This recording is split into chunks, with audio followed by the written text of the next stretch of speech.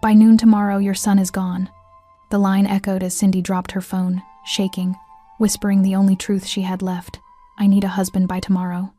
She didn't know the man standing inches behind her wasn't just listening, he was deciding whether to expose his empire or let her child disappear forever. If this story pulled you in, make sure to hit that subscribe button so you never miss what's coming next.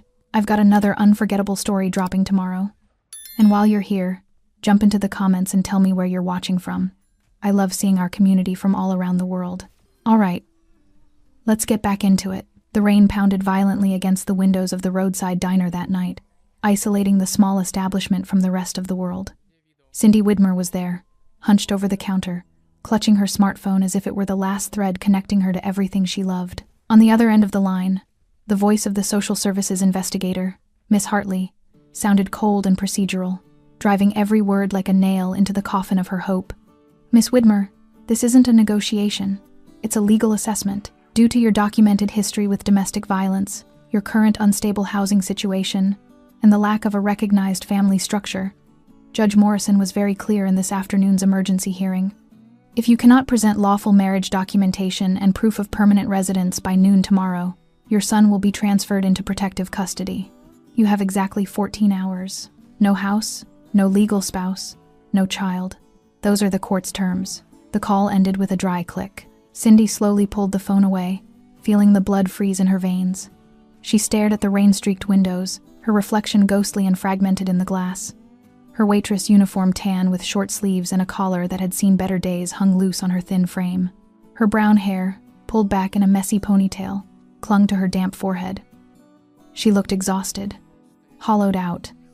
Like someone who'd been running for so long she'd forgotten what it felt like to stop. She looked out at the dark parking lot where her 10-year-old sedan sat under the pouring rain, its back seat still stuffed with the blankets and bags they'd been living out of for the past 3 weeks. That was her home. That was the stability she had to offer her 6-year-old son. That was the future a judge was about to take away. The pain was so sharp she couldn't contain it. Cindy didn't scream in anger. She crumbled. She leaned her forehead against the cold laminate counter and began to cry a convulsive, painful sob that shook her shoulders. The diner was nearly empty, the storm keeping most people away, and in that isolation, her desperation poured out uncensored. Between sobs, she let out the sentence that had been trapped in her throat, speaking just loud enough for the universe to hear her plea. My God, I need a miracle. I need a husband and a house by tomorrow morning, or I'm going to lose my baby. Cindy's miracle was standing right behind her, but she didn't know it yet. The diner was quiet except for the rain, but at the booth directly behind Cindy, those words hit Romain Rueg like a physical blow to the chest. He hadn't planned to be there at all. He'd only stopped at this forgotten roadside diner to avoid a police checkpoint 2 miles up the highway, a routine maneuver for a man whose face appeared in Interpol briefings more often than family photographs. Romain sat with his back to the wall, as he always did, dressed in his signature black suit with no tie. The collar hung open, revealing the edge of intricate tattoos that climbed from his chest up his neck. Dark ink that spoke of allegiances, debts paid, and wars won. More tattoos wrapped around his hands like warnings written in a language most people were too afraid to read. His dark hair was slicked back, his jawline sharp and unforgiving. He had the kind of face that made people look away, not because it was cruel, but because it was too controlled, too calm. The face of a man who had seen violence and chosen precision over chaos. His reputation in the underworld was surgical. He was called the Black Ledger because he settled debts others couldn't, ended wars without firing a shot, and controlled entire cities from the shadows without ever needing to raise his voice. He was a man who had built an empire on one rule: never get involved in innocent lives. But when he heard Cindy's broken plea, I need a husband by tomorrow or I'm going to lose my baby, something inside him fractured. It was her voice, the raw desperation, the way she said baby like it was the only word left in her vocabulary that still meant anything. It reminded him of his mother. Romain stared down at the cold coffee in front of him, his jaw tight, his hands perfectly still on the table. He remembered the night his mother had begged a room full of men in expensive suits for help, men who had looked at her the way society looked at people like Cindy: disposable, inconvenient, not worth the risk. No one had helped her. Romain had been 7 years old, hiding behind her legs, watching her beg. He never forgot the look in her eyes when she realized no one was coming. That same look, he'd just heard it in Cindy's voice. He looked at the woman slumped over the counter, trembling as she tried to pull herself together. Her shoulders shook with each breath. She had no idea who was sitting behind her. No idea that the man watching her was someone most people crossed the street to avoid.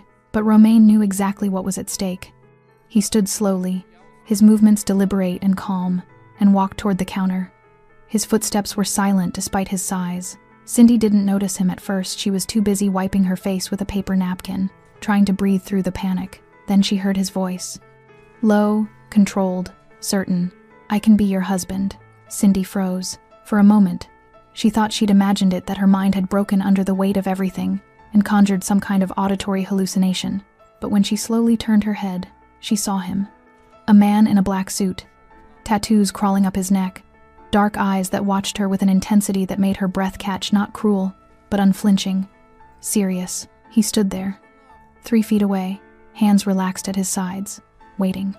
Cindy's first instinct was fear. Everything about him screamed danger. The tattoos, the suit, the way he stood like he owned the space around him. But his eyes, they weren't mocking her. They weren't pitying her. They were steady. "What?" Cindy whispered, her voice cracking. Romain didn't repeat himself. He simply held her gaze and waited for her to catch up. Cindy's mind raced. This had to be a joke. A cruel, sick joke from a stranger who'd overheard her breakdown and decided to. "I'm serious," Romain said quietly, as if reading her thoughts. "You need a husband by tomorrow." "I can be that." Cindy stared at him, her heart pounding so hard she could feel it in her throat. And in that moment, she didn't know if she was looking at salvation or something far more dangerous. Cindy couldn't move, couldn't breathe, couldn't process what she'd just heard. The man stood there in his black suit, tattoos visible against his skin like battle scars turned into art, waiting with a patience that felt almost unnatural. He wasn't smiling, wasn't trying to reassure her. He'd made his offer, and now he was giving her space to decide, as if proposing marriage to a complete stranger in a roadside diner was the most reasonable thing in the world. You're joking," Cindy finally managed, her voice barely above a whisper. She wiped at her face again, suddenly aware of how she must look: red eyes, streaked makeup, uniform stained with ketchup from the dinner rush hours ago. "I don't joke," Romain said simply. There was something in his tone that made her believe him. No amusement, no mockery, just flat, undeniable truth. Cindy's hands trembled as she gripped the edge of the counter. I don't even know you. You don't know me. Why would you?" She stopped, shaking her head. "This is insane." "It is," Romain agreed. He pulled out the stool next to her and sat down, moving with the kind of controlled grace that suggested every action was calculated. Up close, she could see more details: the way his tattoos disappeared beneath his collar, the faint scar along his jawline, the darkness in his eyes that spoke of things she probably didn't want to understand. But insane doesn't mean impossible. Cindy laughed, a sharp, broken sound. "You're a complete stranger who just... What? Overheard me having a breakdown and decided to rescue me? That doesn't happen. People don't do that." "Most people don't," Romain said quietly. "I'm not most people." There was no arrogance in the statement, just fact. Cindy stared at him, trying to read him, trying to understand what kind of man made an offer like this. Nothing about him made sense. The expensive suit that probably cost more than she made in 3 months. The tattoos that suggested a life she wanted nothing to do with. The way he sat perfectly still, like a predator that had learned patience was more effective than violence. "Who are you?" she asked. "Someone who can help you," Romain said. "That's all you need to know right now." "That's not an answer." "It's the only one that matters tonight." Cindy wanted to stand up, walk away, get in her car, and drive until this entire nightmare felt like a fever dream. But where would she go? Back to the motel room she could no longer afford? Back to sleeping in her car with her son curled up in blankets in the back seat, asking when they could go home? She had 14 hours. Less now. 13, maybe. Why? The word came out raw. Why would you do this for someone you don't even know? Romain was silent for a long moment. His jaw tightened almost imperceptibly, and for the first time, Cindy saw something flicker behind those controlled eyes, something that looked like pain, old and buried deep. "Because I know what happens when no one helps," he said finally. The answer hung in the air between them, heavy with meaning Cindy didn't fully understand but felt in her bones. This man had lived through something, had watched someone suffer because people looked away. "I can't pay you," Cindy said desperately. "I don't have money. I don't have anything. I'm not asking for payment. Then what do you want? Romain looked at her directly, and Cindy felt the full weight of his attention. It wasn't predatory. It was assessing. Like he was measuring whether she was strong enough for what came next. Nothing, he said. You walk into that courtroom tomorrow with a marriage certificate, a permanent address, and a husband who can stand next to you when the judge asks questions. After that, you're free to leave. No strings, no obligations. It sounded too good to be true. It sounded like a trap. People don't just give things away, Cindy said. Especially not something this big. What's the catch? No catch, Romain said. Just rules. What rules? You don't ask about my work. You don't involve yourself in my business. You stay in the house I provide until the custody situation is resolved. After the court grants you custody, you decide whether you want to stay or leave. Cindy's mind spun. Stay? Why would I stay? You might feel safer there than out here, Romain said simply. But that's your choice to make, not mine. She studied his face, looking for deception, for the hidden angle that would explain why a man like this would offer salvation without demanding something in return. But all she saw was that same steady, unreadable calm. This is crazy, she whispered. Yes, I should say no. You should, Romain agreed. But you won't. Cindy's breath caught. How do you know? Because you're not afraid of me, Romain said quietly. You're afraid of losing your son. And fear is a powerful motivator when it's aimed at the right target. He was right. God help her, he was right. Cindy thought of her son 6 years old, curly brown hair, gap-toothed smile, the way he held her hand too tight whenever they had to sleep in the car. She thought of him being taken away, placed in a system that would process him like paperwork, assigned to strangers who wouldn't know that he was afraid of thunderstorms or that he needed his stuffed rabbit to fall asleep. She thought of never seeing him again. The choice wasn't really a choice at all. If I say yes, Cindy said slowly, and this is some kind of trap or trick or... It's not. How do I know that? Romain reached into his jacket slowly, so she could see his hands, and pulled out a business card. He set it on the counter between them. It was simple, elegant, just a name and a phone number. Romain Rueg. Cindy stared at the name. It sounded European, formal, expensive. You can look me up, Romain said.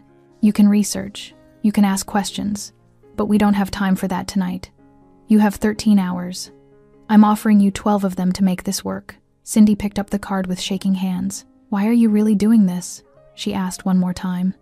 Romain stood, buttoning his suit jacket with practiced ease. Because someone should have helped my mother, he said quietly. And no one did. He turned toward the door, then paused. I'll be outside. Take 5 minutes. Decide. And then he walked out into the rain, leaving Cindy alone with the most impossible decision of her life. Cindy sat frozen at the counter, staring at the business card in her trembling hands. The name Romain Rueg seemed to pulse under the fluorescent lights. She could see him through the rain-streaked window, standing beside a black Mercedes she hadn't noticed before, perfectly still despite the downpour soaking his shoulders. He wasn't looking at her, wasn't pressuring her. He'd given her space to choose, and somehow that made it worse, because she'd already made her choice the moment he'd walked away. Cindy's phone buzzed on the counter, a reminder alarm she'd set earlier. 12 hours until court. Her chest tightened. In 12 hours, a judge would ask her questions she couldn't answer, would look at her with that same clinical detachment Miss Hartley had used on the phone, would sign papers that would take her son away unless she walked out that door. Her hands were still shaking as she grabbed her coat threadbare, 2 winters old, and pushed through the diner's entrance into the storm. Rain immediately plastered her hair to her face, cold and punishing. Romain turned as she approached, his dark eyes finding hers through the downpour. I have conditions, Cindy said, her voice stronger than she felt. Something flickered across Romain's face. Approval, maybe, or respect. Go ahead. I want everything in writing. The marriage, the terms, the timeline. I want to know exactly what I'm agreeing to. Done. I want my own room. My son stays with me. You don't come near him without my permission. Agreed.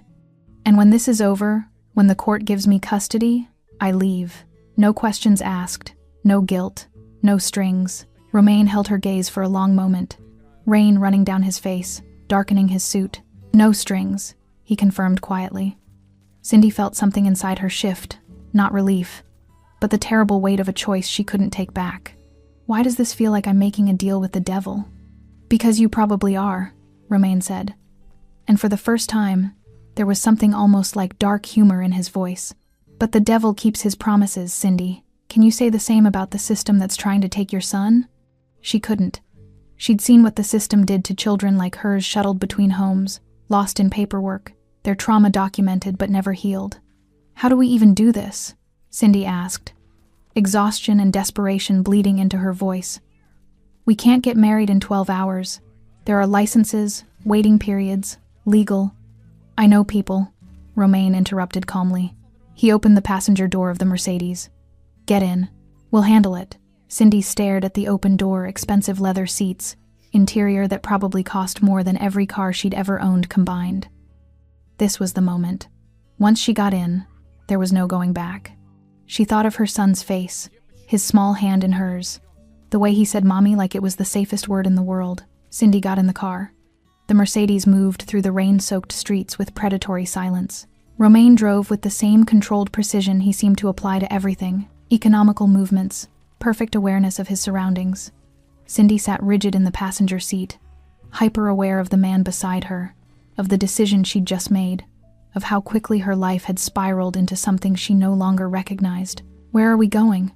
She asked. To handle the paperwork. At midnight? In the middle of a storm?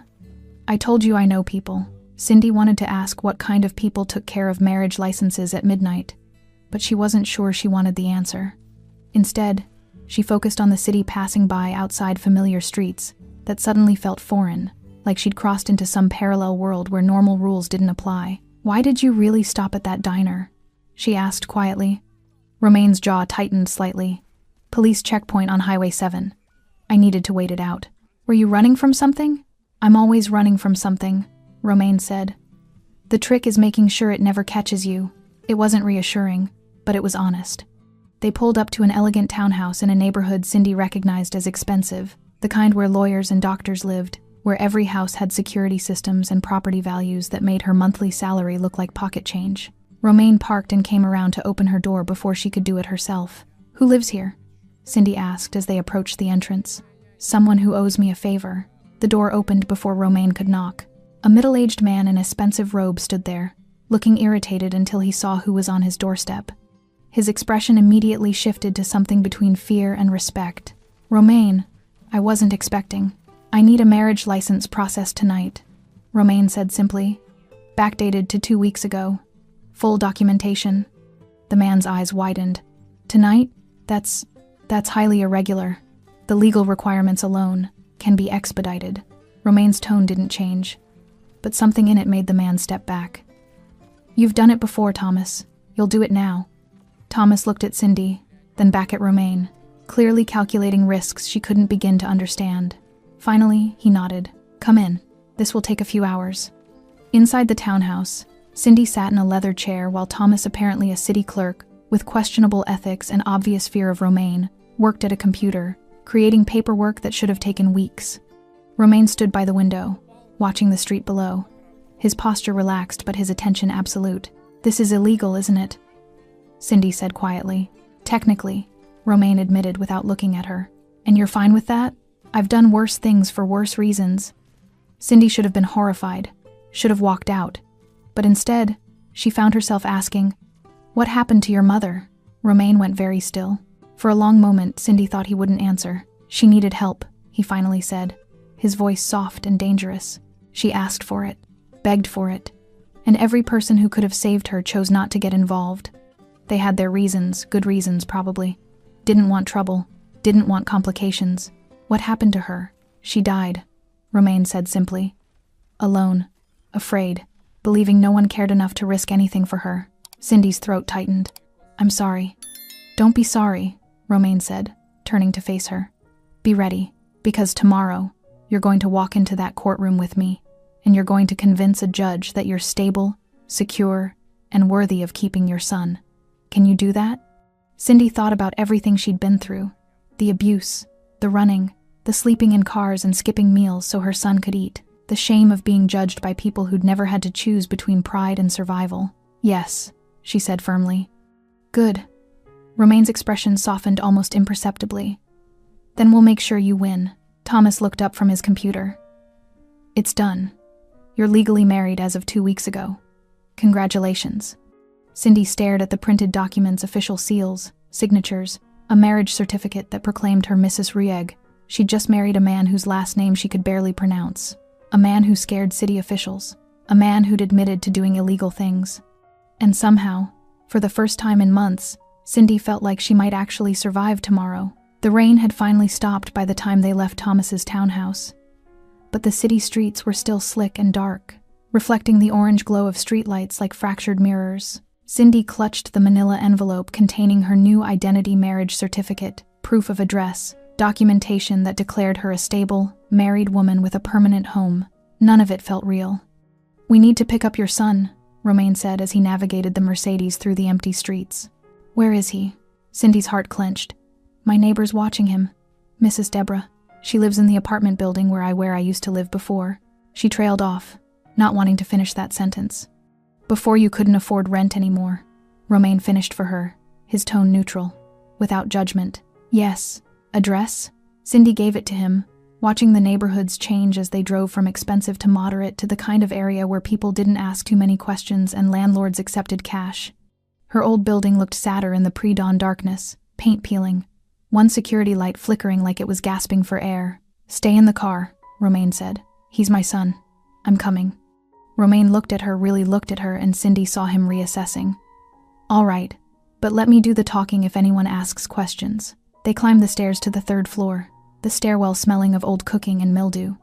Cindy knocked softly on Mrs. Deborah's door, aware that it was nearly 2 a.m, hoping the elderly woman wouldn't be too angry. The door opened a crack, chain still attached. Mrs. Deborah's weathered face peered through, then softened when she saw Cindy. "Oh, honey, I was so worried. Is everything—" She stopped when she noticed Romain behind Cindy, her eyes widening at the sight of the tall man in the expensive suit, with tattoos climbing his neck. "Mrs. Deborah, this is my husband, Romain," Cindy said, the words feeling foreign on her tongue. "We're here to pick up Jamie." Mrs. Deborah's eyes darted between them, confusion evident. Cindy had never mentioned a husband, had barely mentioned anything about her personal life, except that she was running from something dangerous. "Your husband?" Mrs. Deborah repeated slowly. "It's complicated," Cindy said quietly, "but I promise I'll explain everything later." "Is Jamie asleep?" Mrs. Deborah studied Romain for a long moment, the kind of assessment only a woman who'd lived through hardship could make. Whatever she saw must have satisfied some internal criteria, because she nodded slowly and opened the door. "He's in the guest room. Fell asleep around 9. Sweet boy. Didn't cry once."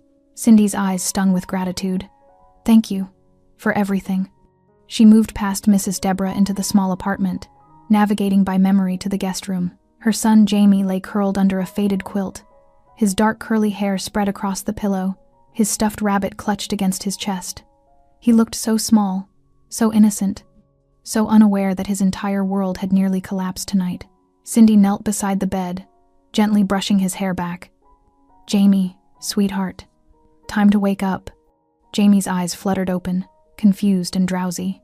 Then he saw her and his face broke into a sleepy smile. "Mommy, hey baby, we're going to our new house tonight. Can you wake up for me?" Jamie rubbed his eyes and sat up, still clutching his rabbit. Then he noticed Romain standing in the doorway, tall, imposing, dressed in black. Jamie's smile faltered, his small body pressing closer to Cindy. Romain seemed to sense the child's fear.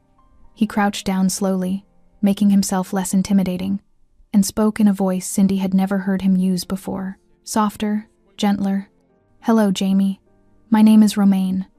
I'm a friend of your mom's.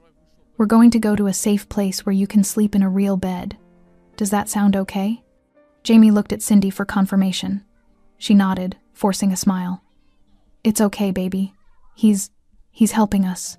Jamie studied Romain with the brutal honesty only children possess. "You have drawings on your neck." "I do," Romain said simply. "Do you like to draw?" Jamie nodded. "I draw dinosaurs. Dinosaurs are impressive. Maybe you can show me your drawings sometime." It wasn't much, but it was enough to ease the fear in Jamie's eyes. Cindy helped him into his jacket and shoes, gathering the few belongings they'd brought, a backpack of clothes, the stuffed rabbit, a picture book with torn pages. Everything they owned fit in one backpack. Mrs. Deborah pressed a paper bag into Cindy's hands at the door. "Snacks for the little one. You take care, honey. And you," she looked at Romaine. "You better be what she needs, or you'll answer to me." Romaine's expression didn't change, but Cindy caught the faintest hint of respect in his eyes. "Yes, ma'am." The drive to Romaine's estate took 20 minutes, leading them away from the city into an area where properties were measured in acres rather than square feet. Jamie fell asleep again in the back seat, his head resting against Cindy's shoulder. She watched the neighborhoods change through the window from urban to suburban to something else entirely. When they turned through iron gates that opened automatically, Cindy's breath caught. The house, no. The estate rose from perfectly manicured grounds, like something from a magazine she'd never be able to afford. 3 stories of elegant architecture, stone and glass and deliberate design. Security cameras were visible but discreet.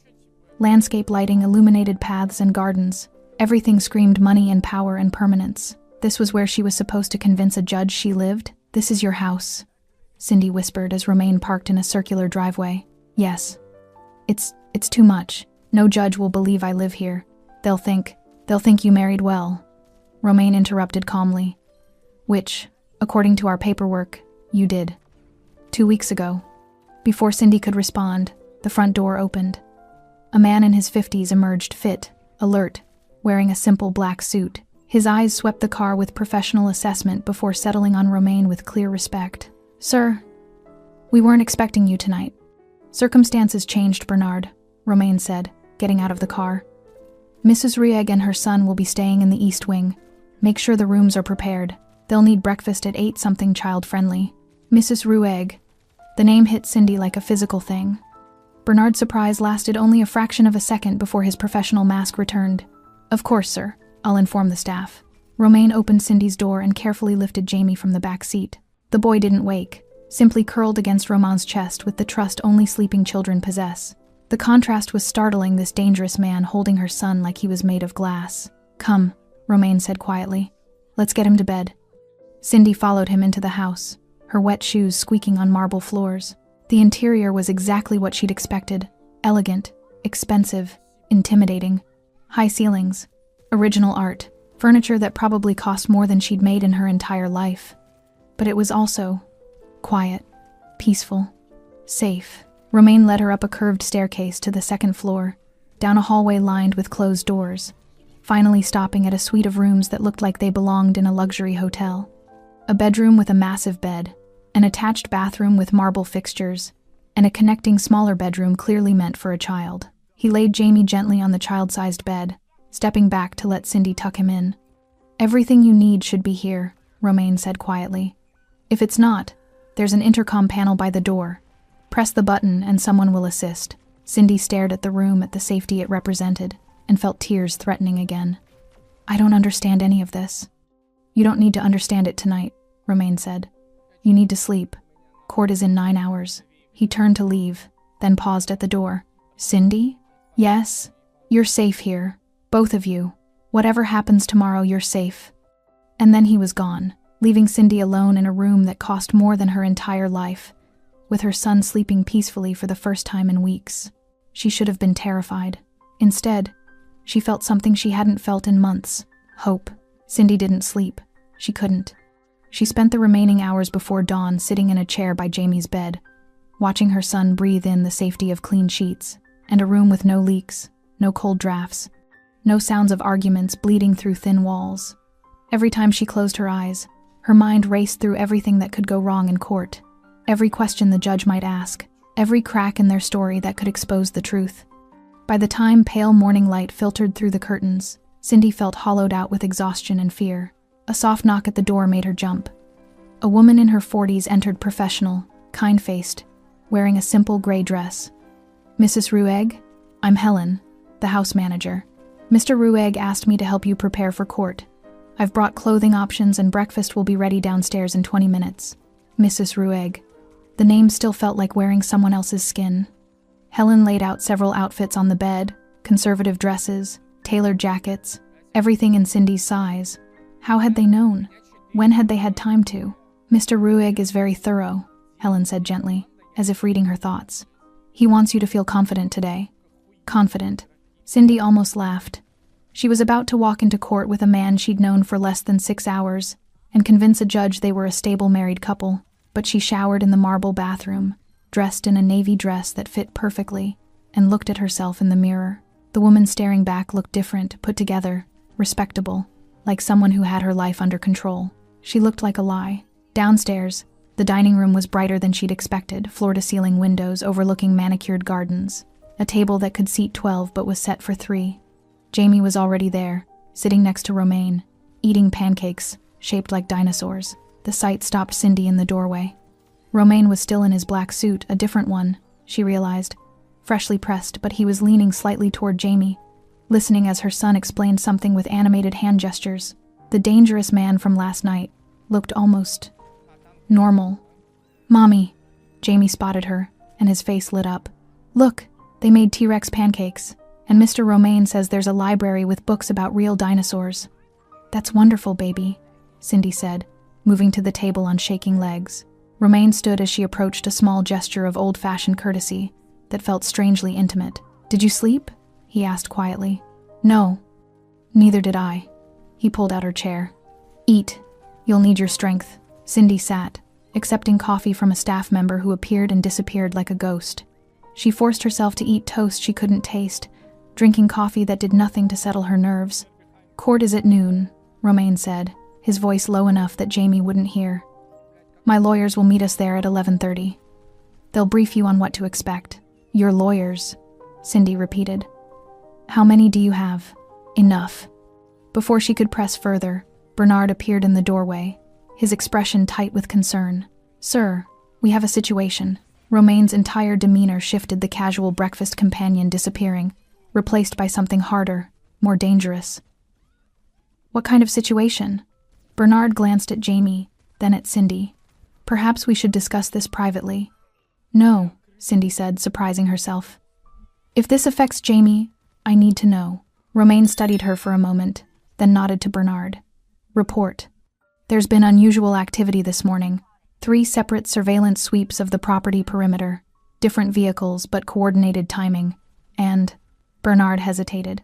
"There's media presence at the courthouse, significantly more than normal for a custody hearing." Cindy's blood ran cold. "Media? How would they know about..." "Someone leaked it," Romaine said, his voice dangerously calm. "Someone wants this public. But why? Who would?" Cindy stopped as realization hit. Derek, her ex-partner, the man she'd been running from, the corporate witness protected by the state, living in luxury while she'd been sleeping in her car. "He's seen the paperwork," Cindy whispered. "The marriage certificate. He knows I'm connected to you now." Romaine's jaw tightened. What exactly does he have to gain from exposing this? Cindy's hands trembled around her coffee cup. Revenge. Control. "He swore I'd never escape him. If he can't have me, he'll destroy any chance I have at stability. And if he's connected you to me..." She looked up at Romaine, fear coursing through her. "He'll use you to prove I'm unfit, that I'm still involved with dangerous people." "I am dangerous," Romaine said simply. "But not to you, not to your son. The judge won't see it that way. If Derek's lawyers present evidence that you're..." She couldn't even say it, couldn't voice what she suspected about Romaine's real work. Bernard cleared his throat. "There's more, sir. We've intercepted communications, suggesting rival interests have taken notice of your change in status." "Which interests?" "The Kovac family. The Eastern Syndicate. They're questioning why the Black Ledger suddenly has a wife and child. Some are seeing it as a vulnerability." Jamie continued eating his dinosaur pancakes, oblivious to the adult conversation happening above his head. But Cindy heard every word, felt every implication like a knife. "I've made you a target," she whispered. "No," Romaine said firmly. "You've given them something to miscalculate. There's a difference. How can you be so calm? They could use this against us in court. They could try," Romaine interrupted, his eyes meeting hers with absolute certainty. "Let them." Bernard shifted uncomfortably. "Sir, perhaps we should postpone the hearing. Give ourselves time to control the narrative." "No," Cindy said immediately. "We can't postpone. If we don't show up today, I lose Jamie automatically. The judge ruled it has to be today." "Then we go today," Romaine said. "Bernard, increase security. I want a full detail at the courthouse. And contact Mitchell, tell him to prepare for aggressive opposition. Sir, if the media connects you to organized, they won't prove anything they can't already prove, Romaine said coldly. I've been careful. My legal exposure is minimal. What they'll find is a businessman who stepped away from questionable associations months ago. That's the story. That's what the records will show.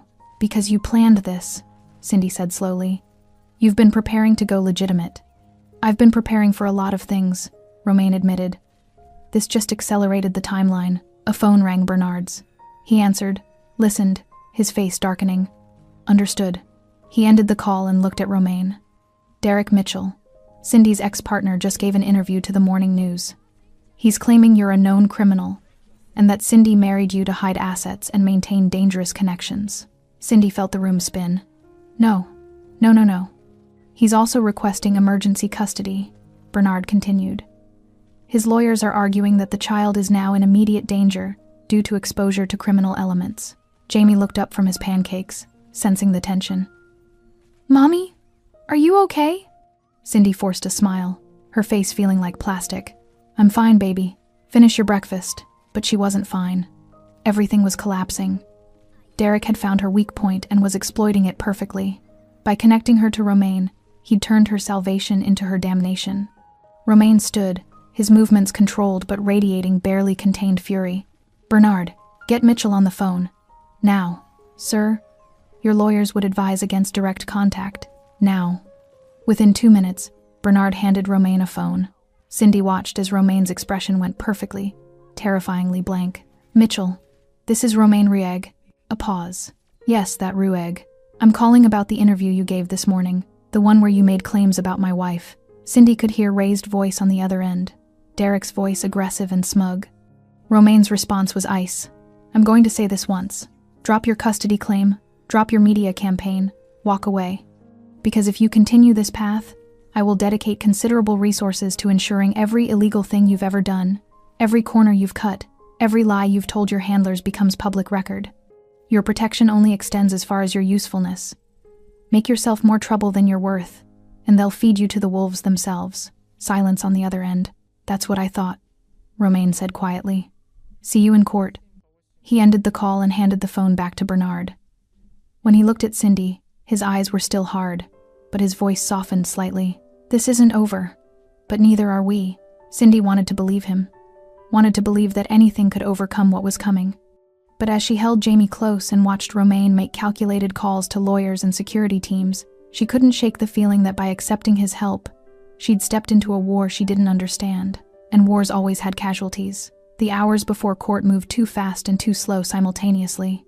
Cindy found herself in Romaine's private office, a room of dark wood and floor-to-ceiling bookshelves sitting across from 2 lawyers who looked like they billed by the minute.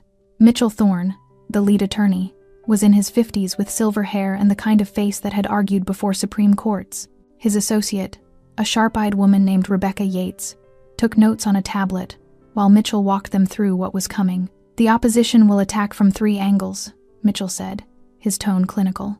First, they'll question the legitimacy of your marriage, how quickly it happened, the convenience of timing. Second, they'll try to connect Mr. Ruig to criminal activity. Third, and most damaging, they'll argue that Jamie is now in proximity to dangerous elements. Cindy felt sick. Can they win? They can try, Mitchell said. Our job is to ensure they fail, which means you two need to be flawless. The judge will be watching every interaction, every response. You need to convince her that this marriage, while sudden, is genuine. How do we do that? Cindy asked. We've known each other less than 12 hours. Then you learn everything you need to know in the next 3, Rebecca said, not unkindly. We start now. For the next 2 hours, they rehearsed. Rebecca fired questions rapid fire, while Mitchell observed, taking notes on body language, hesitations, anything that might raise suspicion. How did you meet? Cindy looked at Romaine. They'd discussed this briefly in the car, but now, under scrutiny, it felt impossibly fragile. At the diner where I work, Cindy said. He came in regularly for coffee. We started talking. When was your first date? 3 weeks ago, Romaine answered smoothly. I took her to Giuliana's, Italian restaurant on 5th Street. Cindy blinked. That was specific. Had he actually researched restaurants to make the story believable? What did she order? Rebecca pressed. Romaine didn't hesitate. She said she wasn't hungry. Ordered soup. She was nervous. It was such a small detail, but it felt real, the kind of thing a man would remember about someone he cared for. Cindy realized Romaine was building a story that fit her personality, her circumstances. A woman too anxious to eat on a first date with a man who clearly had money. "Why did you marry so quickly?" Mitchell asked. "Because when you know," Romaine said simply. And Cindy needed stability. "I could provide it." "Why wait?" "The judge will call that convenient," Rebecca warned. "The judge can call it whatever she wants," Romaine said. "It's the truth, except it wasn't." And they all knew it. "Your turn, Cindy," Mitchell said. "What's Romaine's morning routine?" Cindy's mind went blank. She'd spent one night in his house. She had no idea. "Coffee, black, at 5:30, Romaine said quietly, feeding her the answer. "I read news on my tablet for 30 minutes. Exercise at 6, shower at 7. I'm usually dressed by 7:30. Cindy repeated it, committing it to memory. But Rebecca shook her head. "You're reciting. A wife would know this naturally. Add details, personal observations." Cindy tried again. He wakes up early, before dawn, drinks his coffee black while reading the news. He's disciplined about exercise, won't skip it, even when he's busy." She paused, then added something she'd noticed that morning. "He's quiet in the morning, not unfriendly, just thoughtful. Like he's preparing for the day." Mitchell nodded approvingly. "Better. That felt real. Because it was real." Cindy had observed those things, even if she was just learning them. They continued for another hour. Favorite foods, sleep patterns, small arguments they might have had. The prosecution would look for cracks, for moments where their stories didn't align or their knowledge of each other seemed shallow. But something strange was happening. As they rehearsed, as Romaine supplied details and Cindy absorbed them, the lie started feeling less like a lie. She was learning him the way he thought, the precision of his mind, the unexpected gentleness beneath the controlled exterior. "Break," Mitchell finally announced. 15 minutes. "You're doing well, but we need to address the elephant in the room." He looked directly at Romaine. "They're going to bring up your past, your associations. We need to know, how bad is it?" Romaine's expression didn't change. "Nothing they can prove in court. I've been careful. My businesses are legitimate. My taxes are paid. Any connections to questionable activities are circumstantial at best." "Circumstantial can still damage credibility," Rebecca said. "Then we don't run from it," Romaine said. "We acknowledge it. I was involved in things I'm not proud of. I've since distanced myself. Reformed. That's a narrative judges appreciate redemption. And if they have evidence," Mitchell pressed. "They don't." The certainty in Romaine's voice was absolute. Mitchell studied him for a long moment, then nodded slowly. "All right, we'll use it. Paint you as a man who walked away from a dark past to build something legitimate. That plays well, especially when combined with the protective husband narrative." After the lawyers left to finalize courtroom strategy, Cindy and Romaine were alone in the office. The silence felt heavy. "You're good at this," Cindy said quietly. "The lying, the details. It comes naturally to you." "It's survival," Romaine said. "When you grow up the way I did, you learn to build stories people want to believe." "What way did you grow up?" Romaine was silent for a long moment. Then, "Poor, violent. My mother worked 3 jobs and it still wasn't enough. My father was absent. And when he wasn't absent, he was worse than absent." Cindy heard the weight behind those carefully chosen words. "That's why you helped me. Because of your mother." "Yes." "What would she think of this?" "Of you?" Romaine's jaw tightened. "She'd probably tell me I was being reckless, that I was risking everything I built for someone I don't know." "And what would you tell her?" Romaine finally looked at her, really looked at her, and something in his eyes shifted. "I'd tell her that some risks are worth taking, that not every calculation is about profit and loss, that sometimes." He trailed off, seeming to catch himself. "Sometimes what?" Cindy pressed. "Sometimes protecting someone matters more than protecting yourself." The words hung between them, intimate and dangerous. Cindy felt something shift in her chest, not attraction, exactly, but recognition. This man understood what it meant to fight for survival, understood the cost of choosing vulnerability. A knock at the door broke the moment. Helen appeared. "Mr. Ruegg, the cars are ready, and Jamie is asking for his mother." Cindy stood, smoothing her dress. "How do I look? Like someone who belongs here?" Romaine stood as well, adjusting his cufflinks with practiced ease. You look like someone who's survived things that would break most people. The judge will see that. So will everyone else. Is that good or bad? It's honest, Romaine said. And right now, that's all we have.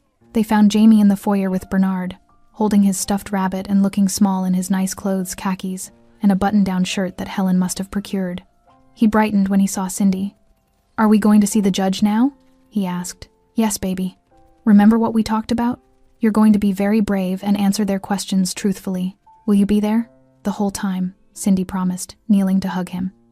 I'm not going anywhere. Jamie looked at Romaine over Cindy's shoulder. Will you be there too? Romaine crouched down, meeting Jamie at eye level. Yes. I'll be right next to your mom.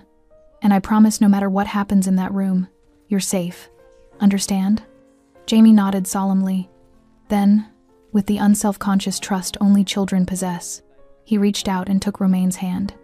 The gesture seemed to surprise Romaine.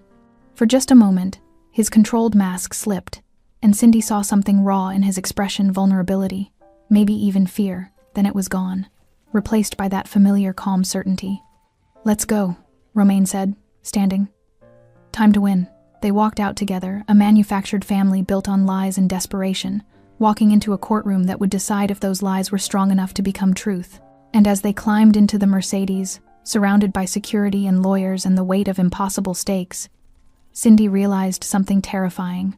She was starting to believe the lie herself, starting to believe that maybe, just maybe, this could be real. The courthouse steps were swarming with media. Cindy saw them through the tinted windows of the Mercedes cameras, microphones, reporters jostling for position like predators sensing blood. Her stomach dropped. I can't do this, she whispered. I can't walk through that. Romaine's hand found hers, firm and steady. Yes, you can. Keep your head up. Say nothing. Let them see you're not afraid, but I am afraid. Then fake it, Romaine said, his voice low and certain. I'll be right beside you. They can take pictures, but they can't touch you. The car stopped. Bernard opened the door, and suddenly the roar of questions hit like a physical wave. Mrs. Ruegg, is it true you married a known criminal? Cindy, how do you respond to allegations of endangering your child? Mr. Ruegg, are you using this woman as a cover for… Romaine stepped out first, his presence immediately commanding attention. He was a wall of controlled menace in his black suit, his tattooed hand visible as he reached back to help Cindy out. The cameras exploded with flashes. Cindy took his hand and emerged, keeping her chin up like he'd instructed. Jamie pressed against her other side. She felt exposed, violated, every lens trained on her like weapons. But Romaine's hand never left hers as they walked through the gauntlet, security forming a corridor through the chaos. The questions kept coming, accusations dressed as inquiries, but Romaine moved through them like they didn't exist. His face was perfectly blank, his stride unhurried. To anyone watching, he looked like a man with nothing to hide. Inside the courthouse, the noise finally cut off as heavy doors closed behind them. Cindy's legs were shaking. Jamie buried his face against her stomach, overwhelmed. You did well, Romaine said quietly. Both of you. Mitchell and Rebecca were waiting by the courtroom entrance, both looking grim. They're playing for blood, Mitchell said without preamble. Derek's legal team just filed an emergency motion to have Jamie removed from your custody immediately before the hearing even begins. They're arguing imminent danger. On what grounds? Romaine demanded. Your presence, Rebecca said. They've compiled a dossier. Associates you've had, businesses you've been connected to, surveillance photos, nothing that directly proves criminal activity, but enough to paint a disturbing picture. Cindy felt her world tilting. Can they do that? Just take him before we even get a chance to. The judge will hear arguments first, Mitchell interrupted. But I won't lie to you, this just got significantly harder. They entered the courtroom. It was smaller than Cindy expected, more intimate, which somehow made it worse. Every eye would be on them, every reaction scrutinized. Derek was already there, sitting with his lawyers at the opposing table. He looked good, healthy, well-dressed, the picture of stability. When he saw Cindy, his smile was cold and triumphant. This was what he'd wanted all along. Not Jamie, not family, just the satisfaction of destroying her. Cindy's hands clenched into fists. Romaine noticed, leaning close to whisper, "Don't give him the reaction he wants. Stay calm." They took their seats. Jamie sat between them, clutching his rabbit. A social worker appeared, Miss Hartley, the same cold voice from the phone, and took Jamie to a separate waiting area where he'd stay during the proceedings. Mommy? Jamie's voice was small, frightened. I'll come get you soon, baby, I promise. The door closed behind him, and Cindy felt like her heart was being torn from her chest. Romaine's hand found hers again under the table, hidden from view. The gesture was small but anchoring. All rise. Judge Morrison entered, a woman in her 60s with steel-gray hair and sharp eyes that missed nothing. She surveyed the courtroom with the expression of someone who'd seen every manipulation, every lie, every desperate gambit. Be seated. Her voice was firm, brooking no nonsense. Let's be clear about what we're doing here. This is an emergency custody hearing regarding the minor child, Jamie Widmer. I've reviewed the initial filings, and I'm disturbed by several aspects of this case. Cindy's heart hammered. Already it was going badly. Judge Morrison continued. Miss Widmer, or should I say Mrs. Ruegg, you presented yourself yesterday as a single mother in unstable housing. Today you appear with a husband, a marriage certificate dated 2 weeks ago, and residence at one of the most expensive estates in the county. The timing is, to put it mildly, suspicious. Mitchell stood. Your Honor, if I may. You may not. Sit down, counselor. I'm not finished. The judge's eyes fixed on Romaine. Mr. Rigg, your reputation precedes you. While I cannot speak to allegations that have never resulted in charges, I can say that your sudden involvement in this case raises serious questions about the environment this child would be entering. Derek's lawyer, a shark in an expensive suit named Harrison Webb, stood smoothly. Your Honor, if I may present our evidence regarding Mr. Ruegg's associations. You may, Judge Morrison said. What followed was a systematic assassination. Webb presented surveillance photos, Romaine meeting with known figures from organized crime families, financial records showing money moving through complex corporate structures, testimony from law enforcement officials describing Romaine as a person of interest in multiple ongoing investigations. None of it was proof, but all of it was damning. Cindy watched Romaine's face remain perfectly controlled, but she could feel the tension in his hand. This was worse than they'd expected. Webb was building a narrative that painted Romaine as exactly what he'd spent years becoming, a criminal power broker who operated in shadows. Your Honor, Webb concluded, we're not asking this court to prove Mr. Ruegg guilty of any crime. We're simply asking, is this the environment for a 6-year-old child? A home surrounded by armed security, surveillance, and a man whose associations are, at best, questionable? He turned to Cindy, and his expression shifted to something almost pitying. Miss Widmer, we understand you were desperate, but desperation led you to make a dangerous choice. Our client, Mr. Mitchell, has a stable home, legal employment, and most importantly, no connection to criminal elements. He can provide what this child needs: safety. Your client is an abuser, Cindy said, the words bursting out before she could stop them. He put me in the hospital twice. Miss Widmer, Judge Morrison's voice cut through. You'll have your chance to testify, but these allegations against Mr. Mitchell were investigated and deemed unsubstantiated because he threatened me into silence. Cindy's voice broke. Because the system protected him instead of... Mrs. Ruegg, Mitchell stood, his voice firm but not unkind. Let me handle this. But the damage was done. Cindy saw it in the judge's face, the flicker of doubt, the assessment of a woman who appeared unstable, emotional, willing to make desperate accusations. Webb pressed his advantage. Your Honor, this outburst demonstrates exactly what we're concerned about. Miss Widmer's judgment is compromised. She's aligned herself with a dangerous man. She's making wild accusations, and she's clearly not in a mental state to... Enough. Romaine's voice cut through the courtroom like a blade. He stood slowly, and every eye turned to him. Judge Morrison's expression sharpened with warning. Mr. Ruegg, you are not a lawyer. Sit down. No. The single word hung in the air like a detonation. Mitchell looked panicked. Rebecca half rose from her seat, but Romaine's attention was fixed entirely on the judge. Your Honor, with respect, you're about to make a decision based on incomplete information. You're being presented with a narrative designed to make me look dangerous and Miss Widmer look desperate. And while both of those things may contain elements of truth, they're not the whole truth. Mr. Ruegg, I'm not finished. Romaine's tone was respectful but unyielding. You want to know who I am? What I've done? I'll tell you. But I'll do it under oath. subject to cross-examination. Because unlike the prosecution, I'm not interested in implications and associations. I'm interested in facts. Judge Morrison studied him for a long, tense moment.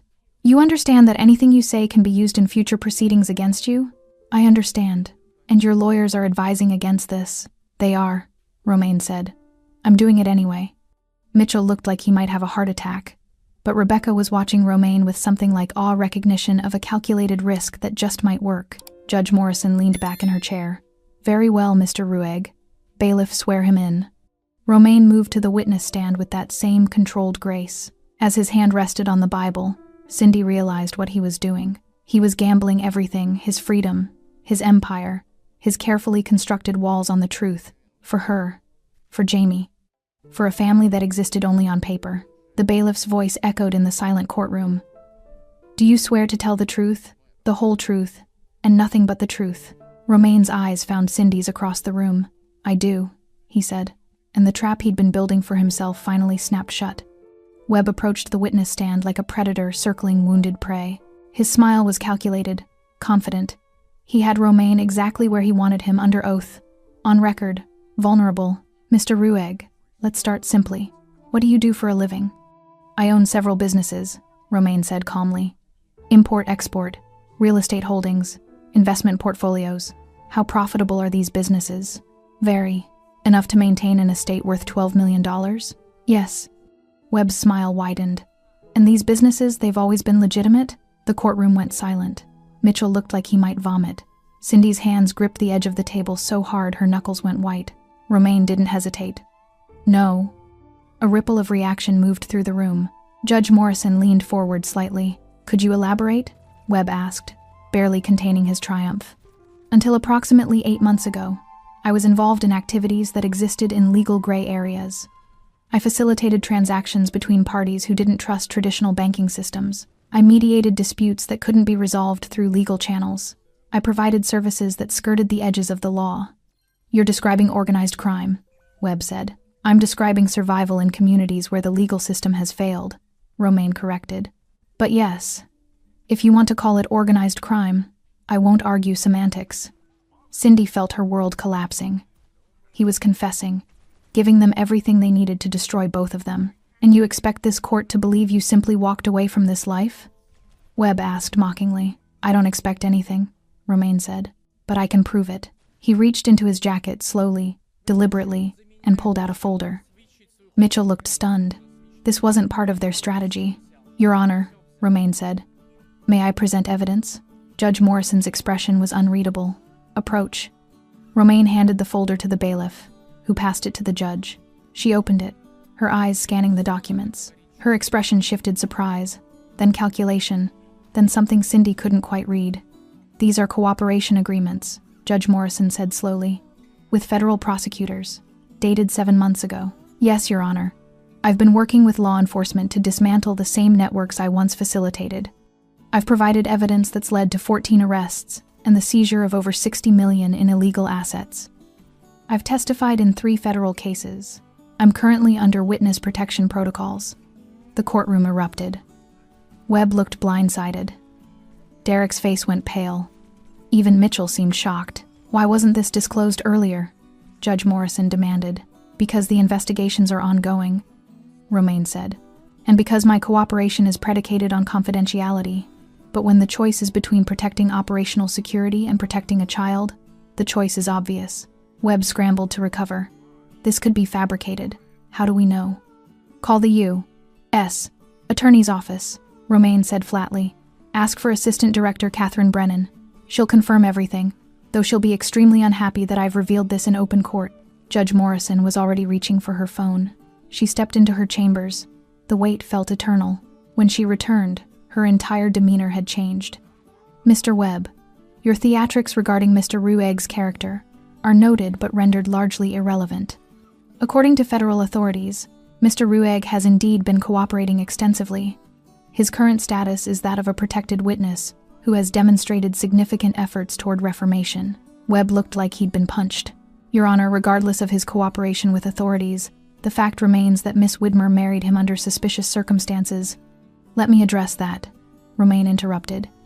He turned his attention fully to Judge Morrison. Your Honor, you asked if I expect this court to believe I simply walked away from my former life. The truth is more complicated. I walked away because I was tired. Tired of violence.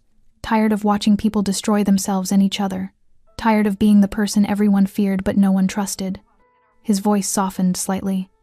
And then I met Cindy, not 3 weeks ago. That marriage certificate is backdated because we needed it to be. But the truth is, I met her 6 hours before we walked into that clerk's office. I overheard her crying in a diner, desperate to save her son, and I made a choice. Not because I knew her, not because I owed her anything, but because, 23 years ago, my mother sat in a similar situation, and every person who could have helped her chose not to get involved. The courtroom was absolutely silent. My mother died believing no one cared enough to risk anything for her. So when I heard Cindy's plea, I decided that this time, someone would care.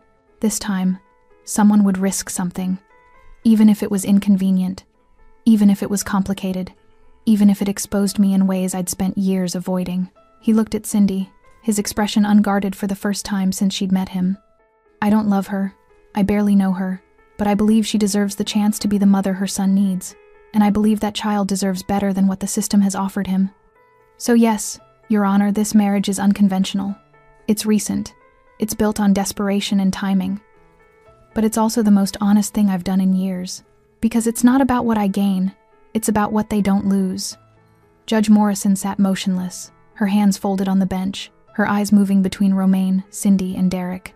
The silence stretched until Cindy thought she might scream from the tension. Mr. Webb, the judge finally said, do you have any actual evidence of abuse or neglect by Miss Widmer toward her son? Webb shifted uncomfortably. Your Honor, while we don't have direct evidence of abuse, the environment she's created by associating with, that's not what I asked. Evidence of abuse or neglect, yes or no? No, Your Honor, but... And Mr. Mitchell's allegations of domestic violence against Miss Widmer, those were investigated by authorities and substantiated? The investigations were inconclusive due to Miss Widmer's refusal to cooperate. Because she was terrified, Cindy said, her voice breaking. She stood, unable to contain it anymore. Your Honor, he broke my ribs. He choked me until I passed out. He told me if I ever reported him, he'd make sure I never saw Jamie again. And he almost succeeded. Judge Morrison's expression softened fractionally. Miss Widmer, I've read the medical reports. I've seen the restraining order you attempted to file before withdrawing it. I understand fear. What I need to understand is whether you're capable of making sound decisions for your child's welfare now. I am, Cindy said firmly. Marrying Romaine might look desperate to you, but it was the sanest decision I've made in years. Because for the first time, someone stood between me and the people trying to destroy me. Someone said, no, this stops here. That's not instability, Your Honor. That's strength. Derek's lawyer tried again. Your Honor, even if we accept Mr. Ruig's reformation, the marriage is clearly a legal maneuver. Of course it is, Judge Morrison said dryly. So is Mr. Mitchell's sudden interest in custody after years of absence. Let's not pretend this courtroom is filled with pure motives. She looked at Derek directly. Mr. Mitchell, when was the last time you saw your son before this custody filing? Derek's jaw tightened. I was in protective custody. I couldn't. That's not what I asked. 18 months, Your Honor. 18 months. And in that time, how many letters did you send him? Phone calls? Video chats? Silence. None, Derek finally admitted. But I was protecting him by staying away. From what? His mother? The woman raising him alone while you enjoyed federal protection and a comfortable living situation? Judge Morrison's voice had an edge now. Mr. Mitchell, I don't doubt you've contributed valuable testimony in your cases, but let's be honest about what this custody claim represents. This isn't about your son's welfare. This is about control over Miss Widmer. Your Honor, I object to this characterization. Objection noted and overruled. I've been a family court judge for 19 years, Mr. Webb. I know vindictive custody battles when I see them. She turned back to Cindy and Romaine. That said, Miss Widmer, your situation is highly irregular. This marriage is days old. Your husband, regardless of his cooperation with authorities, comes from a world most people can't comprehend. Can you honestly tell me you understand what you've gotten yourself and your son into? Cindy looked at Romaine. He met her eyes, and she saw everything he'd risked laid bare. His secrets, his past, His carefully constructed life, all of it exposed in this courtroom because he'd chosen to stand beside her. "No, Your Honor," Cindy said honestly. "I don't fully understand his world. I probably never will. But I understand that he kept his promises. He said he'd give me a house, he did. He said he'd stand beside me in court, he's here. He said Jamie would be safe, and for the first time in months, my son slept through the night without nightmares. I can't predict the future, but I can tell you that right now, this moment, I trust him more than I trust the system that almost separated me from my child." Judge Morrison was quiet for a long moment. Then she picked up her gavel. "I'm going to make a ruling that will likely be appealed, but based on the evidence before me, and more importantly, based on 19 years of watching parents fight over children like property, here's what I see. I see a mother who has survived domestic violence and poverty while keeping her child safe.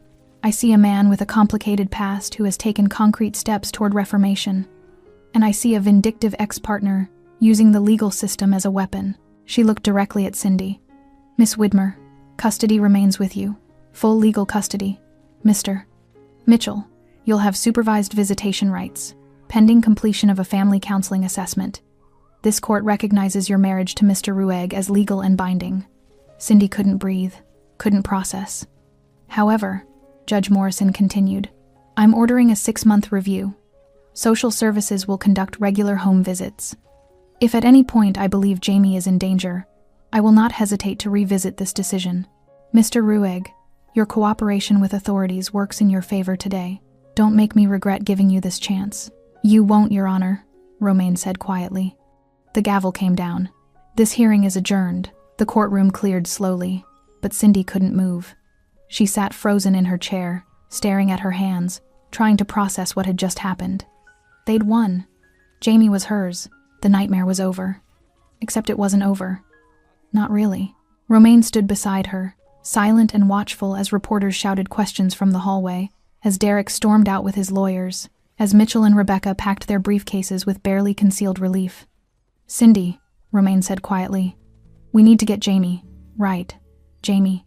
Her son was waiting in a room down the hall, probably terrified, probably convinced he was about to be taken away. Cindy stood on shaking legs and followed Romaine through a side door that bypassed the media circus. The moment Jamie saw her, he ran. Cindy dropped to her knees and caught him, holding him so tight she thought her chest might crack open. He was crying, his small body trembling, and she realized she was crying too. "It's okay, baby. You're staying with me. We're going home." "Forever?" Jamie's voice was muffled against her shoulder. "Forever," Cindy promised. She felt Romaine's presence behind them, steady, protective, but keeping his distance, giving them this moment. When she finally looked up, she saw something in his face she hadn't seen before. Not quite vulnerability, but something close. Like watching them had reminded him of something he'd lost or never had. The drive back to the estate was quiet. Jamie fell asleep in the back seat almost immediately, exhausted from stress.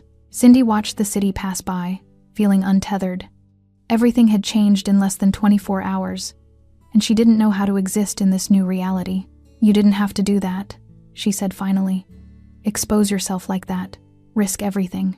"Yes, I did," Romaine said simply. "Why?" He was quiet for a long time. "Because some things matter more than protection, more than secrets. You asked me in the diner why I was doing this, and I told you about my mother, but that's not the whole truth." Cindy waited. "The truth is," Romaine continued, his voice low, "I've spent 15 years building walls, becoming untouchable, making sure I never needed anyone and no one could hurt me. And somewhere in all that protection, I forgot what it felt like to actually stand for something. To risk something for a reason that wasn't calculated or strategic." He glanced at her briefly before returning his eyes to the road. "You reminded me, not because you asked for it, but because you were drowning and still fighting, still choosing your son over safety, over comfort, over everything. That kind of courage deserves to be answered." Cindy's throat tightened. "I'm not courageous. I was terrified." "Courage isn't the absence of fear," Romaine said. "It's doing what's necessary despite it." Back at the estate, Helen had prepared lunch, but none of them were hungry. Jamie wanted to see the library Romaine had mentioned, so they walked through the house together, this strange manufactured family trying to figure out what they were to each other. Romaine showed Jamie the shelves of books, pulling down volumes about dinosaurs and prehistoric life. He spoke to her son with unexpected patience, answering questions, never talking down to him. And Jamie, who'd been so afraid of strangers, so traumatized by instability, slowly began to relax. Cindy watched from the doorway, her heart doing something complicated in her chest. This wasn't supposed to happen. This was supposed to be transactional, temporary. A legal arrangement that would end when the dust settled. But watching Romaine explain the difference between Cretaceous and Jurassic periods to her 6-year-old son, she realized something terrifying. She didn't want it to end. That evening, after Jamie was asleep in his room, not a car, not a motel, his actual room, Cindy found Romaine on the terrace overlooking the gardens. The rain had finally stopped, leaving everything clean and sharp. "I need to know what happens now," Cindy said, joining him at the railing. "What do you want to happen?" Romaine asked. "That's not fair. You made the offer. You set the terms. I leave when this is over, remember?" "I remember. So when is it over? When does the arrangement end?" Romaine turned to face her fully. In the fading light, his features were softer, less guarded. "It ends when you want it to. Not a day before, not a day after." Cindy's breath caught. "That's not what we agreed." "We agreed you could leave whenever you wanted," Romaine corrected. "We never said you had to." The implication hung between them, heavy, dangerous, full of possibilities neither of them had planned for. "I don't know how to do this," Cindy whispered. "I don't know how to be married to someone I barely know. Someone whose world terrifies me. Someone who what? Someone who makes me feel safer than I've ever felt in my life, and I don't understand why." Romaine's expression shifted, something vulnerable breaking through. "I don't have easy answers, Cindy. I can't promise you normal. I can't promise you simple. But I can promise you this. You and Jamie are under my protection. Not as property, not as obligation, as choice. My choice. And that means something in my world. It means no one touches you, no one threatens you. No one makes you afraid again." "And if I choose to stay?" Cindy asked, her voice barely audible. "What then?" Romaine reached out slowly, giving her time to pull away, and brushed a strand of hair from her face. The gesture was gentle, almost reverent. "Then we figure it out," he said quietly. "Together. One day at a time. No scripts, no calculations. Just possibility." Cindy looked back toward the house, where her son slept peacefully for the first time in months. Then she looked at the man beside her, dangerous, complicated, broken in ways that somehow fit with her own fractures. "Okay," she whispered, "let's try." And in that moment, standing on a terrace under clearing skies, something impossible became real. A family built not on love, but on choice, not on romance, but on respect, not on fairy tales, but on two people who'd survived enough darkness to recognize light when it appeared. Sometimes miracles don't look like heaven. Sometimes they look like a man in a black suit who decides not to walk away. Thanks for staying with this story right till the final moment. You're the reason these stories come alive. If you're ready for another powerful journey, just tap the next video on your screen. And before you go, leave a quick comment and rate this story from 1 to 10. I'm excited to see your thoughts and connect with you down there. А все равно, сути дела не меняет, как говорится, зарплата плюс-минус везде там, больше, чуть меньше. И, наверное, это все, вот эта общая ситуация, наверное, у многих привела, во-первых, сфера развлечений, да, всякие там кредиты и так далее, настолько загоняют каждого в задницу человека. И об этом на самом деле никто так-то не говорит. Какое количество сейчас, допустим, даже в те же сложные времена такие, когда вот сейчас идет там специальная военная операция, да, где люди вообще умирают, в принципе, за какую-то сумму денег. То есть какая мотивация, то есть у мужика идти типа на войну, воевать и заработать денег? Потому что он вот в обычной жизни не понимает, типа, как реализовать себя. Он понимает, что он может пойти работать на какую-то работу, где зарплаты его все равно не будет хватать. Тут тоже двойственная сторона. Хорошо, когда она есть, плохо, когда ее нету. Да, вот это маленькая даже зарплаты. Но морально-то ты все равно подавлен. Ты понимаешь, да, я там пойду туда, Ну, как бы смысла мне этого не принесет большого. Да, у меня там станет, если я вообще не работаю и буду работать за 50 тысяч, хорошо, что они у меня есть, я смогу там покушать себе купить, но это же дизмораль. Когда ты заходишь в интернет и видишь, как люди там в Дубае летают, покупают себе огромное количество автомобилей какие-то, ну, много всего такого, что ты за эту зарплату себе никогда в жизни позволить не сможешь. И как человеку оставаться морально типа сильным? Что ему нужно делать? Ну, наверное, во-первых, это, наверное, все от семьи исходит, да? То есть, какая семья у тебя, как она построена. Если ты один живешь, это сложно, да, ты будешь сам себя, но у тебя, опять-таки, возможно, ну, родители, если есть, которые друзья поддержат тебя в какой-то момент, хотя бы просто отвлекут тебя от этих мыслей. А если у тебя, к примеру, там, семья, жена, к примеру, да, есть дети, то тут, наверное, поддержка только от них исходит какая-то. Вот, чтобы не упиваться в своих мыслях о том, что какая нынче сложная жизнь. И, наверное, других-то вариантов, в принципе-то, и нету. Какие вот еще варианты, в принципе, изменить, поменять свою жизнь настолько, чтобы она была, ну, казалась тебе удачной, да, реализованным себя в жизни, в чем-то. В чем, вот как проявляется на самом деле у нас реализованность? Наверное, у 90% случаев это финансовое благополучие, финансовая независимость. Это, наверное, одно из таких ключевых моментов, когда человек, наверное, считает себя реализованным, да, в этой жизни. То есть, как добиться этого?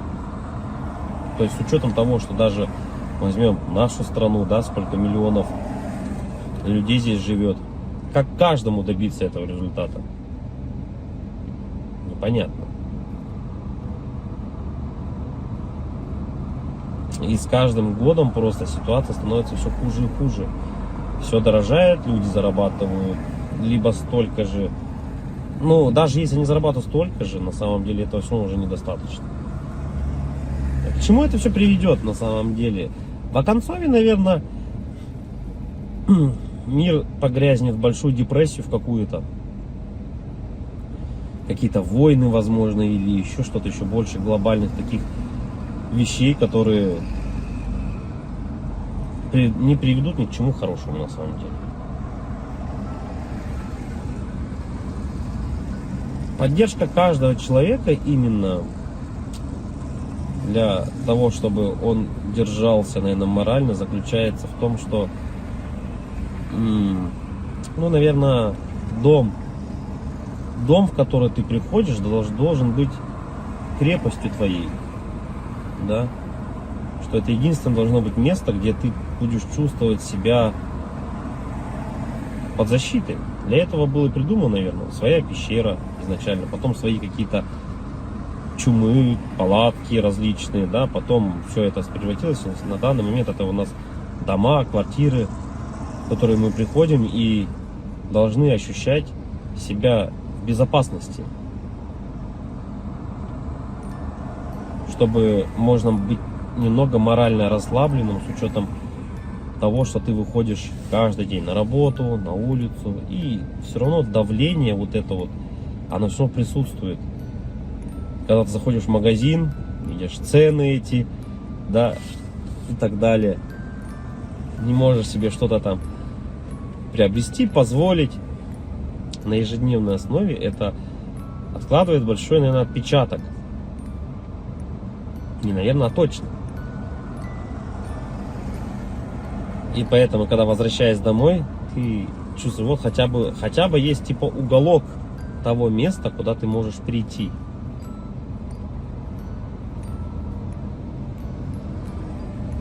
Уголок на самом деле человеку много тоже не надо.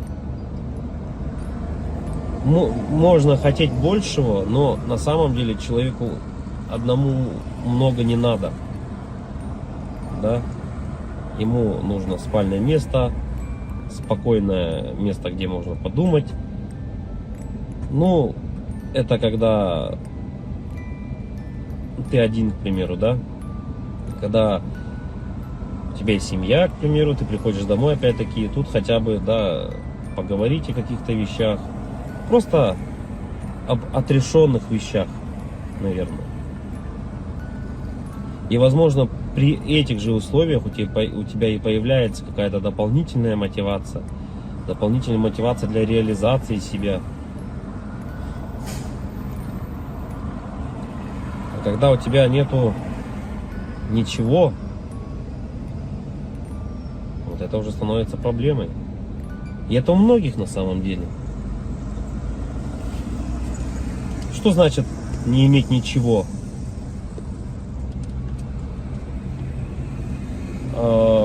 Тут, наверное,